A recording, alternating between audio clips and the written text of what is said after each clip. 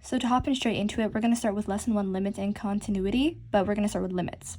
So the definition is, a limit is the values that the function approaches as the input approaches negative infinity or positive infinity. This can be shown in the notation right here. Lim x approaches a, f of x equals to L. So as you plug in something for a, it will get closer to L. So we can see this formatted or manifested in an example, which is g of x is equal to 4x squared plus 6x plus 2. So first we attach the lim of x approaches 2 because that is what we are trying to find, and then 4x squared plus 6x plus 2.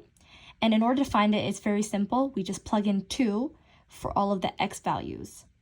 So we do 4 times 2 squared plus 6 times 2 plus 2, and that gives us 30. So that is the limit of the given function. Here's a trickier question because it isn't in the format of just a normal type of polynomial. It is a little bit more advanced. So it says the limit as x approaches 6 of 1 over x minus 6. So typically, like the other example, we plug in x as 6, so it would be 1 over 6 minus 6. But when you plug that into a calculator, anything over 0 or divided by 0 in that sense is always going to give you an error. There is no value that exists. This is because once you graph it, so we put this as kind of our asymptote, as x approaches from the left side, it goes to positive infinity, but there's no value. And from when it approaches from to the right side, it goes to negative infinity. So there isn't a value. It's always going to get closer and closer and closer, but it's never going to give you a set value, which is why it does not exist, which concludes the limit section. Our second portion of lesson 1 is continuity. So the definition of continuity is, a continuous function is one that can be traced or drawn without lifting your pencil. So though we're not at this example yet, I can just show you what I mean. It's just basically, if we had a line that's like this, your pencil's never going to be lifted onto this line. It's never going to be lifted up, and there's nothing going to be stopping you. That is what continuity is. So though we're not at this example yet, I can just show you what I mean. It's just basically, if we had a line that's like this, your pencil's never going to be lifted onto this line. It's never going to be lifted up, and there's nothing going to be stopping you. That is what continuity is. So there's 3 different types of variants when it comes to continuity. We'll start with the whole. So it can be seen in y equals to x squared minus 16 over x plus 4. As you simplify that, you would get x minus 4 multiplied by x plus 4 over x plus 4. However, since these are the same, the law of math basically says you can cross them out, and it will just leave you with x minus 4. However, when graphing it, it will leave a hole at 4. This isn't an accurate graph. However, imagine this is your 4. It will leave a hole there, which is your first continuity variant, because once you trace it, it's going to reach a hole. It's not going to allow you to just keep going and going. Our second continuity variant is the jump, which is typically found in piecewise functions. So if this is just a random one, there isn't anything defined by it. This is our first one, and this is our second one. There is a gap here. You are going to have to lift your pencil and then move it over to the next one, meaning that this is what jump is. It's kind of like you're jumping over this gap. You're not going straight forward from it. Our last one is infinite, and it is typically found when asymptotes are present. So again, if we just had an asymptote at a regular or just random type of equation or value, we're going to have the asymptote going the same direction, so to negative infinity, and from the left side, negative infinity. However, it is blocked. It has a barrier in between it. Here's an example that kind of encapsulates all of it, and this, as you can see, is kind of the jump continuity. So we're going to find whether these defined limits fall under this, if it is defined or not. So limit as x approaches 2 from the left, it will give us 3, because if you go like that, it just goes to 3 right there. Limit as x approaches 2 from the positive side, so from the right, it will give us 4. And the reason is because if you go like this, it just goes to 4 right there. C, limit as x approaches 3, it is not defined, and I will explain why. The reason is, regardless of where you come from, right? So if you go from this side to 3, and if you come from this side to 3, it will give you a hole, meaning it is discontinuous. So you cannot define it by any value because there is no value to define it as. There is nothing there. And if you plug in f of 2, that will just give you 3, as you can see right there. It's just going to give you 3 as you go there. Concluding the continuity aspect of this portion. So lesson 2 is the first derivative / the principles of the derivative. And so through this, it's going to show you how to find the first derivative of something. So though in later lessons you figure out how to find the derivative in an easier way, this method is the proof behind the process, which is crucial to understanding derivatives. You can't learn how to do derivatives without learning the big process behind it. This can be shown in the formula f of prime x is equal to limit h approaches 0 of f x plus h minus f of x over h. So we can go straight into it because that's the best way you'll understand, and we are going to find the derivative of the given functions. So the first one is f of x equals to x squared. So we write f of prime x equals to limit over h approaches 0, and then we put a square over the original formula because that is what the question is asking us, x squared. We expand x plus h, so x plus h multiplied by x plus h, and that will give us x squared plus 2x of h plus h squared minus x squared over h, and it's just to the limit of h approaches 0. We cross out x squared because x squared minus x squared is just going to give us 0. There's no reason to put it there, and we are left with 2x plus h squared over h. And then now we can take out the h, basically removing it from the original equation, and it's going to be left with h over h 2x plus h to limit of h approaches 0. And now we're going to figure out why we have limit of h approaches 0, because like in the other lesson that we did, all you have to do is plug h as 0. So 2x plus h equals to 0. 2x plus 0 will give us an answer of 2x, which is how to find the first derivative of the given function. Like I mentioned earlier, this whole process isn't going to be how you find derivatives or the first derivative or the second derivative, third, fourth, in future lessons. However, it is the process and the proof behind it. Lesson 3 goes over the product rule and the power rule because they go hand in hand together and you can't really do one without the other. You could do the product rule without the power rule, but the power rule is kind of within the product rule, unless it only asks for the power. So the definition is, when your function is the product of two independent functions being multiplied together, we use the product rule, meaning when you have one function multiplied by another function, that is when you typically would use the product rule. So this can be seen in the formula f of x times g of x. If that is in that format, you use a product rule, and it is f of x multiplied by g prime of x plus g of x times f prime of x. So for question number 3, ignore 4 for now. We're just going to go over 3. We're going to apply it to h of x equals to x squared multiplied by x to the power of 3 plus 4. My first step is defining it. So we have f of x and g of x under both because it makes it easier to multiply it. And now we're going to find the derivative, the first derivative of both. And the easy way to do it is just multiplying the power by the original number. So the power multiplied by the coefficient is f prime of x equals to 2 of x, and g prime of x is equal to 3x squared, because 3 times x subtract by 1 is 2, and 3 of x is squared. And 2 times x is 2x, and then 1 minus 1 is just 2 minus 1 is just 1, and you just leave it like that. So now we're going to plug it into the original formula right there. So we have f of x, so we have that right in there, is x squared multiplied by g of prime x. So x squared multiplied by 3x squared. As you can see, I kind of put it in kind of like a multiplication form over here, so you can kind of see it visually, plus g of x, so that's x to the power of 3 plus 4 multiplied by 2x, which is f prime of x. And once you expand that, it goes, or multiply that, it equals to 2x to the power of 4 plus 8x plus 3x to the power of 4. Simplifying that further, you get 5x to the power of 4 plus 8x, which is your answer for this question, which is how to apply the product rule by itself.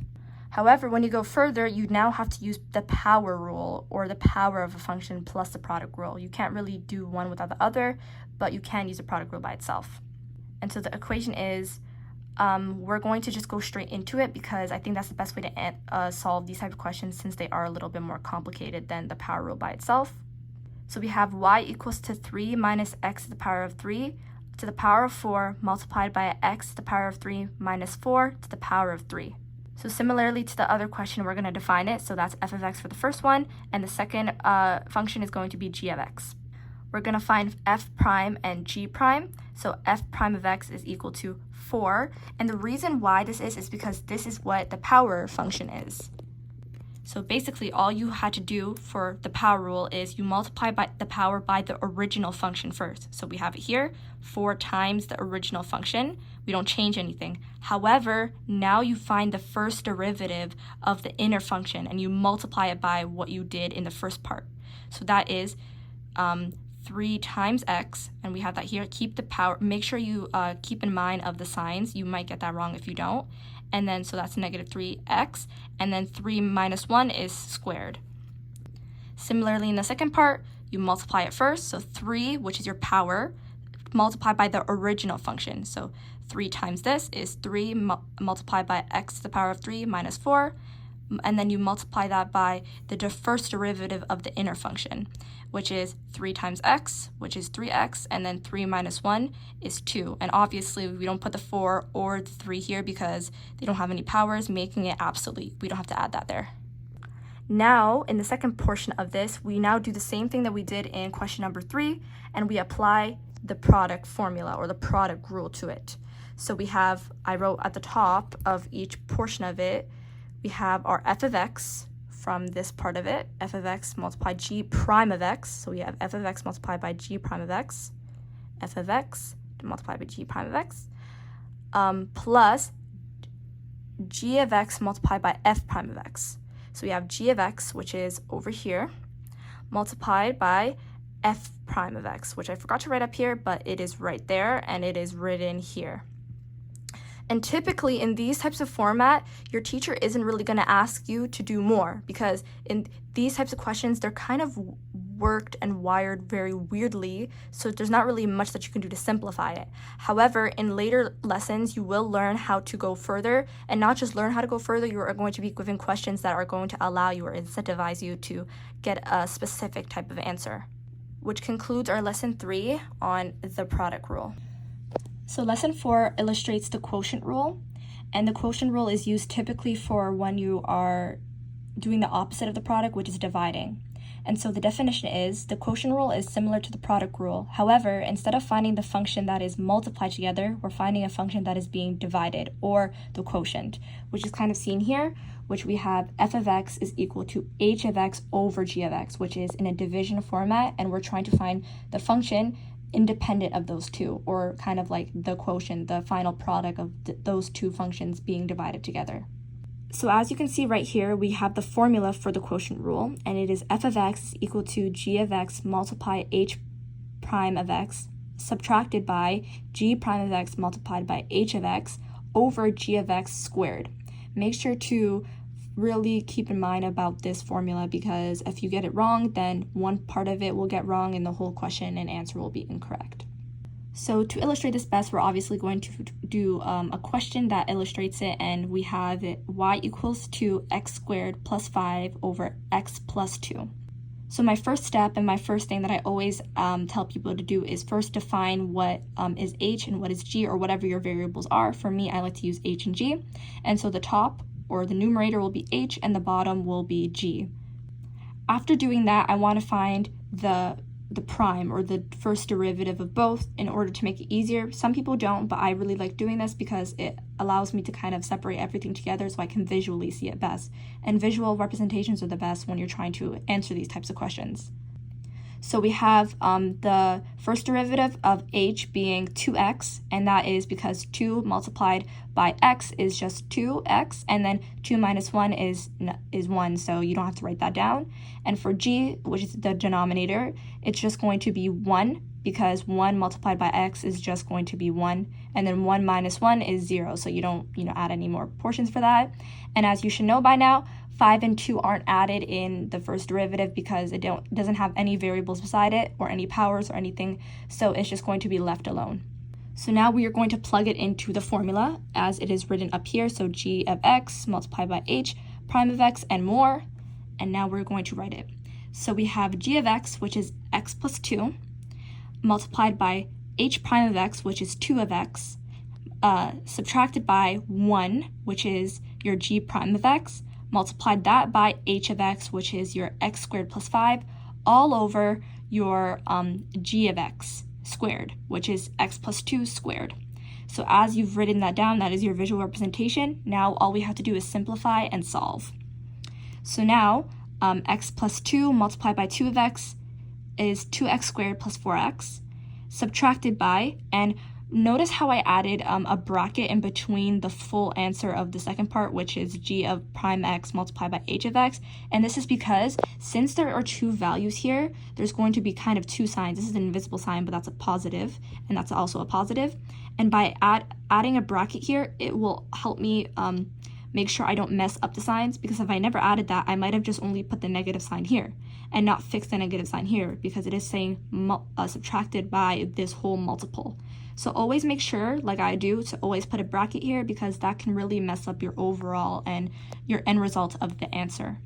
And that's going to be all over x plus 2 squared. Again, always remember the denominator.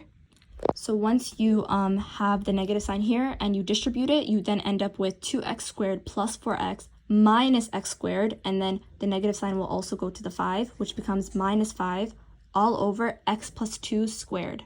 You then simplify it one more time, because that's all you can really do, and it's going to be 2x squared subtracted by x squared, which gives you x squared, and then 4x, there's no other like terms that can simplify that more, so that's just left as 4x, and then minus 5 is left as minus 5, because there's no like terms for minus 5, and that is, again, all over x plus 2 squared, which is your final answer for the quotient rule example, which concludes lesson 4, the quotient rule.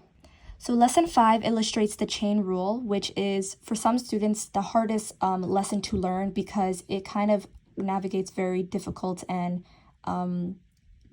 hard territory in math. So the definition of what the chain rule is, or what the chain rule is used for and how you apply it, is the method of trying to find the derivative of a composite function. And a composite function basically illustrates when one function is substituted into another. So you're trying to substitute values into other values and other values into other values, and find what those values are first before you can substitute it into, in order to find your answer, which is what the chain rule is used for.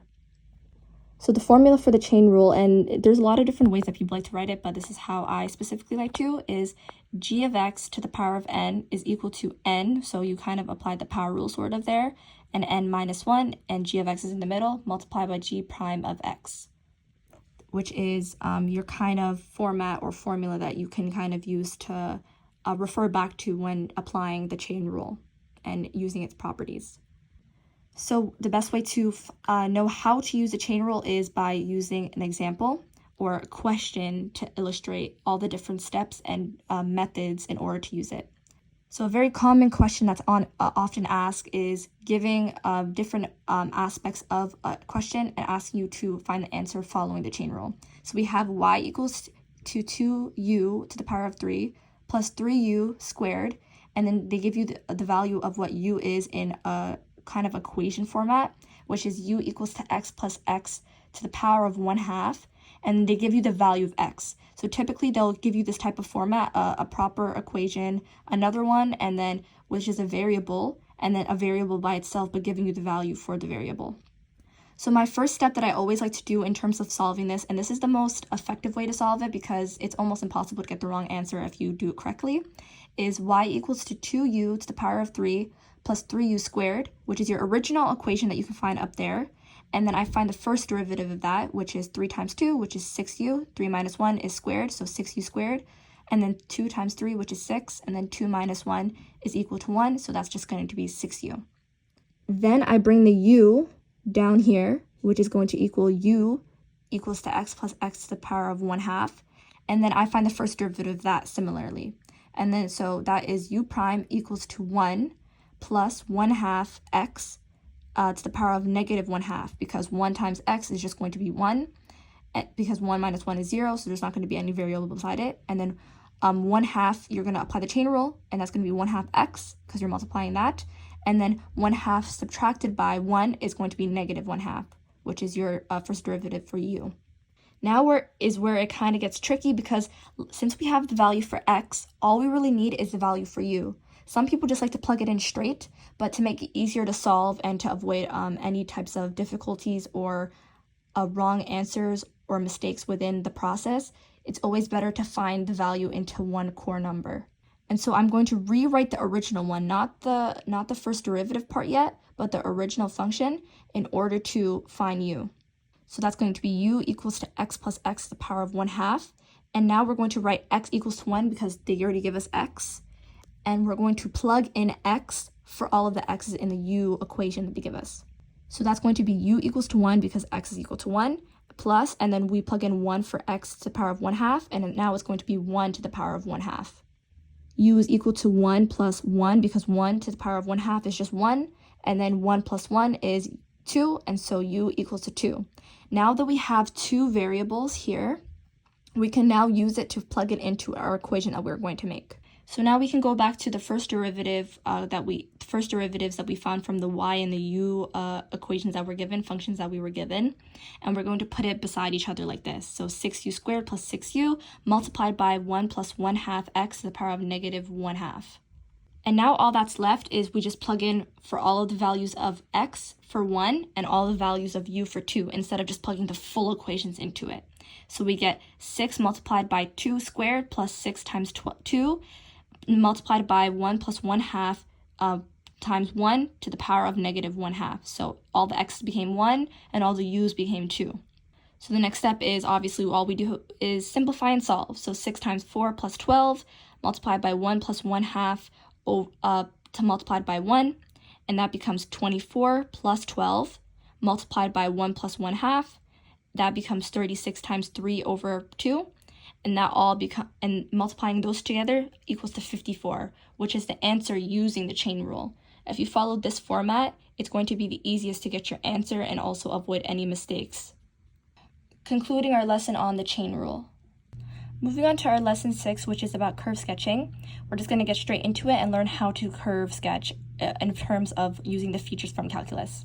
So with all the defined features of a function, you can sketch a graph and curve. So to start off, we're just going to get straight into it and graph f of x equals to negative 2x squared to the power of 3 plus 5x squared plus 3x. So once you find all of these defined values, you'll be able to curve sketch. And so the first ones that we're going to find are the y, x, and the x values. So for the y values, we're going to plug in f as 0 is equal to 0, so that's your y-intercept. And for b, we're going to find the x-intercept, which is y equals 0. So what I did and what I decided to do to make it easy is I took out negative x from the original equation, and I was left with 2x squared minus 5x minus 3. And from that point on, I factored. To save time, I factored off camera, which is going to give you negative x because that's the outside of it, which is going to give you 2x plus 1 multiplied by x minus 3. And from there, we can find what the x values stand for by isolating it to 0. So x is going to equal to 0, negative 1 over 2, and 3. Our next values are going to be the vertical asymptotes, horizontal asymptotes, and the oblique asymptotes. Even though there is no asymptotes, because obviously we only have a polynomial, so it's not going to give us that, I decided to write it because in other examples that you may get later in the textbook, they are going to ask you these types of questions, and they are going to have these types of asymptotes to find. Maybe not all three, but they're going to give you that, so you should always be wary and mindful of that. The next thing that we're going to find is the critical points, and that is found by finding the first derivative of the original function, which gives us negative 6x squared plus 10x plus 3. And I applied the quadratic formula off camera because, again, it's going to take way too long for me to do that on it. And that will give you x is roughly equal to negative 0.26 and 1.93. From there, we find the max and min values using those x values, not the x-intercept, but the critical points from it. Make sure you don't get that mixed up. And I just used the table, which is giving you the negative how it approaches from the left side and the right side of each value of the x ones. And so that will give you negative, positive, and negative. And from there, we can come over here and find the max and the minimum. So when you plug in f of these values that you get here, so the max and min, you can find the original value. So even though it'll tell you, because if it's going up and then if it's going down and then up, that'll give you your minimum. And if it's going up and down, it's going to give you your max. But we're going to find the actual values by plugging in the two values, which is going to give you negative 0.26 as x and negative 0.41 as your minimum. And for x, for the max, is going to be 1.93 and 10.04. It will also tell us using the max and mins about the increasing portions, which is negative 0.26 to 1.93 is increasing, and for the decreasing values, it's going to be negative infinity to negative 0.26, and 1.93 to positive infinity is where it's going to be decreasing, to help us graph it and to visualize it more. The inflection points is used finding the first and second derivative, which is our first derivative like we saw earlier, and then our second derivative from the first derivative, which is negative 12x plus 10, which you haven't seen yet. From there, we have to isolate for x, and so negative 12x plus 10 is equal to 0, and then you divide negative 12 on both sides, and then x is equal to 5 over 6, or 0.83. We can then find the inflection point by plugging in the x value that we found from the second derivative into the original function that we have, so that's up there. And that will give you y is equal to roughly 4.8, and your inflection point is 0.83 by 4.8 as your y. Using the information from the inflection point, we can then find the concavity of this, which is using, again, the negative or the left side approaching values from 0.83, and or your x values, and it will tell you that it's going to be concaving up and then concaving down, which is very important because, again, it helps you visualize what the graph will look like. Back page, because I didn't have any space on the other one, and all we have to do now, like it says up here, put all the features together and graph. So I can just show you what I did in terms of just speaking.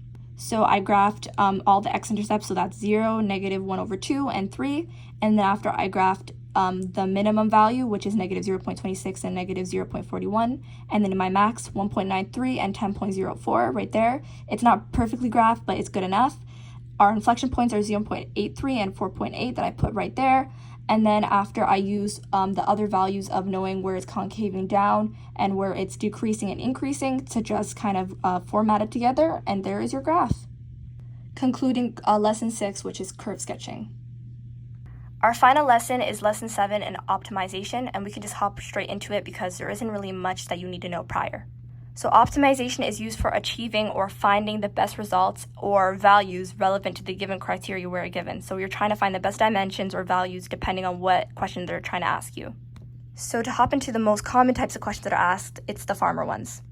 A farmer has 1,000 meters of fencing to enclose 2 rectangular corrals. The corrals have the same dimensions and one side in common. What dimensions will maximize the enclosed area? So what I like to do first is I like to draw it out visually. So I decided to do the 2 corrals side by side, and it says it has the same dimensions and one side in common. So I decided to define the top and bottom ones by x and the middle ones by y. Now what we have to do for the second portion is find the first equation, which is using the perimeter. So I wrote p is equal to 4x because there's 4 x's there and 3 y's plus 3y. Then for p, I substituted 1,000, and then I decided to solve for y. And once you do all of that, as you can see through the steps, 3y divided by 3 on both sides, you get y is equal to 1,000 over 3 minus 4x, or 100, yeah. Next, I want to find the area, because the area is crucial to finding the next part, which is your length times your width. So 2 times L times W is your P, so it's 2x multiplied by what we got as our y, and that will just give you 2,000 x over 3 minus 8 over 3 to the power of x squared. So using the area that we have over here, I will then find the first derivative and equate it to 0. So we have the 2,000x over 3 minus 8 over 3x squared, and then we find the first derivative, which is just 1 minus that, which is 2,000 over 3, because obviously 1 minus 1 is 0, minus 16 over 3x, because 2 times that is just going to give you 16 over 3, nothing more, nothing less, and 2 minus 1 is just going to give you 1, so we don't write anything by the x. We equate it to 0, and now we solve for x. So we put 16 to the other side. We brought it to the left because we can make that positive. And then we divided 16 on both sides because that will allow us to isolate for x and get rid of any numbers or coefficients beside that. And so 2,000 over 3 divided by 16 over 3 is going to give you x is equal to 125. And the other side makes it 1, so we don't write 1 beside that. Now we go back to the original equation that we made earlier again, and we plug in the x values to find the y value. So we use x as 125 to find y, and that's going to be 1,000 over 3 minus 4 over 3 multiplied by 125. And when you plug that into your calculator, you get 166.6 meters. Keep this in mind, that's 125 meters too. I just forgot to write the m. And that concludes the equation. And that concludes the overall question, and it gives us those dimensions as by 125 by 166.6 roughly meters. And so to maximize the enclosed space / lot, you need the dimensions of 166 by 6 meters, 0.6 meters by 125 meters in order to enclose the space and maximize the area or area of the lot. Remember to like, comment, subscribe, and hit the post notifications for when I post next time. Assalamualaikum. Which not only concludes the optimization section, but concludes our calculus overview, our very brief calculus overview. Thank you so much for watching, and I hope you had a good time watching the video.